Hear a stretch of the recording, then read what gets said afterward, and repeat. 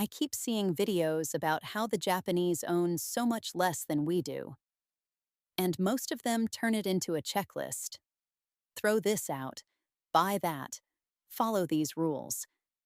But the more I read, the more I think we've been copying the wrong part. It was never about owning less. It was about thinking about things differently in the first place. So here are 5 things I think they understand that many of us don't. Not tips, just a different way of seeing. The first one is that empty space is not a problem to solve. There's a Japanese word that doesn't really translate. It means the space between things, and the idea that the space itself matters.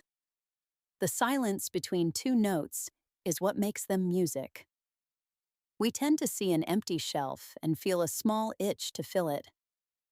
They're more likely to see the emptiness as part of the room, doing its own quiet work. Once you notice that, you stop asking, "What goes here?" and start asking, "What if nothing does?" And a lot of the owning less takes care of itself. The second is that things have a kind of life of their own. There's another word, mottainai. People translate it as "what a waste," but it's gentler than that. It comes from an old idea that objects carry a bit of spirit, that they deserve respect. So it isn't about being frugal or strict. It's about not wanting to waste the life inside a thing. Which is funny, because that sounds like the exact reason we keep too much. But there's a difference. We keep things out of guilt about the future. Motanai is about honoring the thing now, using it fully, and then letting it go with a little gratitude instead of a little shame. The third is that nothing is supposed to last, and that's where the beauty is. Mono no aware is the feeling that things are precious because they don't last, not in spite of it.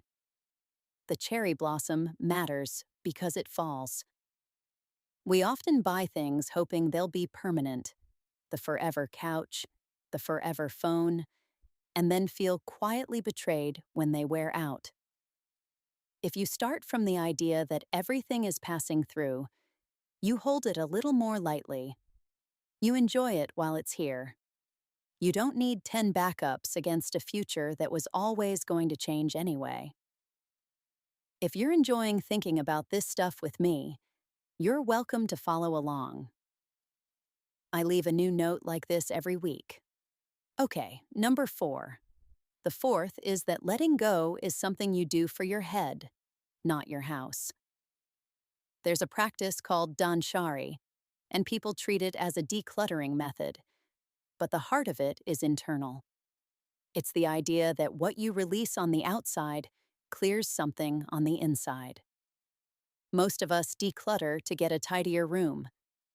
The shift is to notice that the heavy feeling around your stuff isn't really about the stuff. It's about everything the stuff represents. Clear the object, and you often clear the thought attached to it. The room is just where you can see it happen.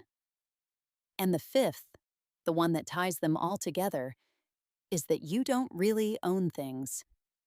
You look after them for a while.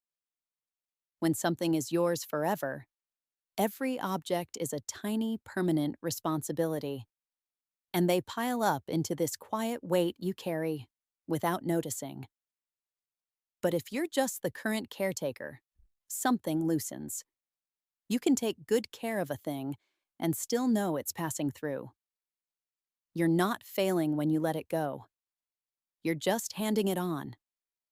That one reframe, from owner to caretaker, changes how every single object in your home feels.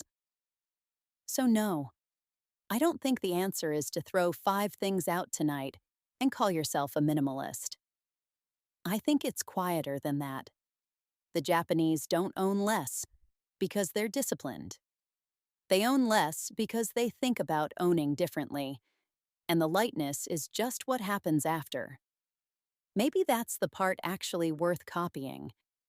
Maybe we were never meant to hold everything. Maybe we were only ever meant to look after it for a while. If this gave you something to think about, you're welcome to stay. There's a new note here every week,